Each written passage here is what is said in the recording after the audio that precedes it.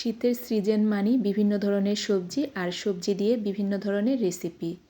আসসালামু আলাইকুম my YouTube family. আজকে আপনাদের সাথে আমি শেয়ার করব ফুলকপির পরোটা আর সাথে আরও অনেক কিছু। আমার সাথেই থাকেন, আশা রাখছি ভালো লাগবে।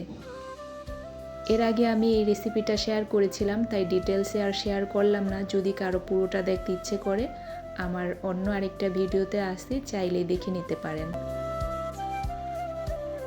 এখানে আমি ফুলকপিটাকে খুব ভালোভাবে গ্রেট করে নিয়েছিলাম, তারপরে এটাকে ভাজির মতো করে নিলাম, সফট করে নিলাম। তারপরে হচ্ছে এখন আমি এটা দিয়ে পরোটা বানাবো।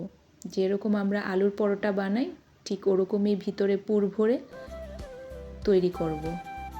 এখানে আমার সব কিছু রেডি। এখন আমি আপনাদেরকে একটু পুর ভরে রেডি করে দেখাবো। ছোট্ট করে একটা রুটি বেলে নিয়েছি, চাইলে হাত দিয়ে এরকম করে নিতে পারেন। তারপরে হচ্ছে যে আমি পরিমাণ মতো আমি যতটুকু পুর দেওয়ার দিয়ে নিলাম।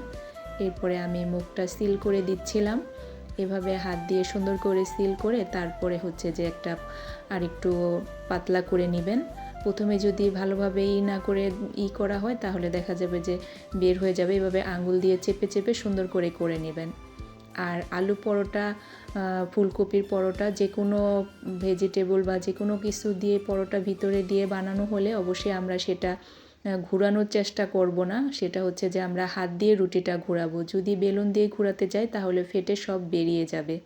এটা মনে রাখবেন। যারা জানেন তো জানেনই, যারা না জানেন তারা এভাবে করে দেখবেন নিরাশ হবেন না, আপনারটাও পারফেক্ট হবে ইনশাল্লাহ।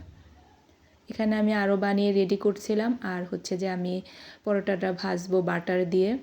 তো যেহেতু আমি বাটার ডিপ ফ্রিজে রাখি, সেটা শক্ত হয়েছিল, আমি আর ওভেনে দিয়ে সফট করে নেইনি।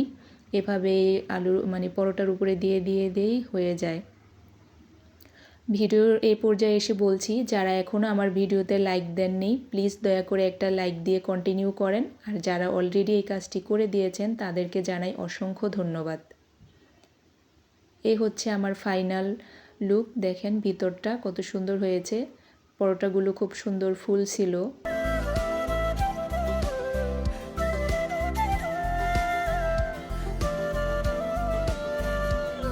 এরপরে আপনাদের সাথে কিছু কেনাকাটা শেয়ার করি। টুকটাক কিছু সংসারের জন্য কেনাকাটা করেছি, সেটাই আপনাদের সাথে একটু শেয়ার করব। এখানে একটা ফুল নিয়েছি, যেটা আসলে আমার এটার কেনার ইচ্ছা ছিল না। তো যখন মার্কেট থেকে বেরিয়েছি ভ্যানে এটা দেখে আমার ভালো লেগেছে, তো এটা নিয়েছিলাম।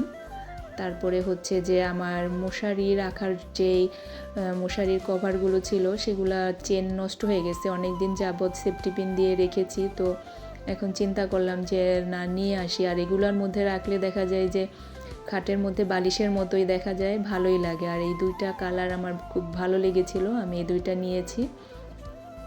আর হচ্ছে একটা নর্মাল পর্দা। আমার বারান্দার দরজা দেখা যায় তো আগে পর্দার দরকার ছিল না, এখন যেহেতু পাশে বিল্ডিং উঠেছে, লোকেরা কাজ করে, দরজা খুলে রাখলে একটা তো এটা একটা নর্মাল কম দামি একটা পর্দা নিয়েছি দরজার জন্য। এমনি তো পুরো বাসাটা এক ধরনের, ওই ধরনের কাপড়টা আসলে পাইনি, তার জন্য এটাই একটা নর্মাল নিয়েছিলাম। আর এই কুশনগুলো নিয়েছি, সাথে এই কভারগুলো একসাথে আমি ওইখান থেকেই ভরে নিয়ে এসেছিলাম। তো আমার ছোট বেবি তো এগুলো পেয়ে খুব খুশি। এগুলো দেখা যায় যে লাগে অনেক সময়, তো আমি দেখাচ্ছিলাম, খুব ভালো ছিল, চায়না এগুলো ভালো ছিল। তো এই কভারটাও আমি অন্য কালার খুঁজছিলাম, তো পাইনি। মখমলের এই কভারগুলো ভালো লেগেছে, পরে এটাই নিয়েছিলাম। আর বাচ্চাদের ঘর তো দেখা যায় এরা কখনো ফ্লোরে ফালায়, কখনো যেখানে ইচ্ছা তাদের খেলার আনার পরে দেখা যায় যেখানে খুশি সেখানে নিয়ে এই খেলাধুলা শুরু করেছে। আমি মূলত এনেছিলাম এই টুল দুইটার জন্য, এই যে এভাবে রাখার জন্য। তো বেশিক্ষণ এখানে এভাবে থাকে না, কারণ আমার ছোট জন তো, সে তার মতো করে আবার সাজিয়ে গুছিয়ে যেখানে ইচ্ছে সেখানে রেখে দেয়। এরপর হচ্ছে দুই বোন মিলে ড্রয়িং করা শুরু করে দিয়েছে। এরা এখন স্কুল বন্ধ, সারাক্ষণ ড্রয়িং, খেলাধুলা, সবাই তারা ড্রয়িং নিয়ে ব্যস্ত আছে। বেশ অনেকক্ষণ টিভি দেখেছে। তারপরে এক ফাঁকে এসে আবার আমার গাছটাকেও, এই নতুন ফুল গাছটাকেও আহত করে দিয়েছে। আর এই দরজাটার জন্য নিয়ে এসেছিলাম মূলত পর্দাটা। তো টানানোর পরে খারাপ লাগেনি, ভালোই লেগেছে আমার। এটা এখানে দেখা যায় যে দরজাটা খুললে খাটের থেকে দেখা যায় বারান্দায় খুললে, আবার ওই পাশে যখন বিল্ডিং কমপ্লিট হয়ে যাবে তাদের বারান্দা আমাদের বারান্দা পুরা দরজা খুললেই বরাবরই। তো এটা খুব দরকার ছিল, সেটাও নিয়ে এসেছি। আর এই যে মশারি এভাবে এটার ভিতরে আমার কন্যা অলরেডি ঢুকিয়ে দিয়েছে। তো এটা তাদের খাটের জন্য তারা নিয়েছে। আর এদিকে হচ্ছে যে দেখাচ্ছিলাম যে এই গাছটা আমি ভাবছিলাম কি পানিতে হবে না, এই কচু গাছের মতো। তো এখন দেখি যে খুব ভালো গ্রো করেছে শিকড় টিকড় হয়ে, আর খুব সুন্দর। এই মানি প্লান্টের ওই গাছের থেকে এটা দেখা যায় যে খুব বেশি সতেজ। আর এই যে একটা হালকা একটু মরা, যে এটা আসলে প্রথম থেকেই ছিল, আমি যখন এটা রেখেছি তখন থেকেই ছিল, এটা এখানে রাখার পরে হয়নি।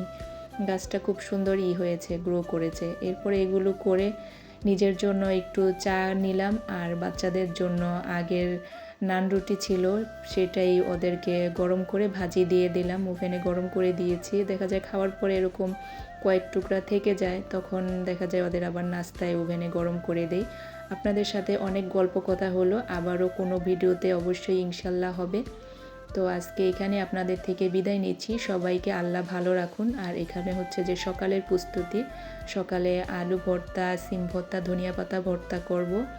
তো এগুলো সব ধুয়ে রেডি করে রেখেছি, কিছু কেটে ফ্রিজে রেখে দেবো, আর বাকিটা এভাবে রাখবো। ধনিয়া পাতার পানিটাও খাওয়া হবে। সবার সুস্বাস্থ্য কামনা করছি। আল্লাহ হাফেজ।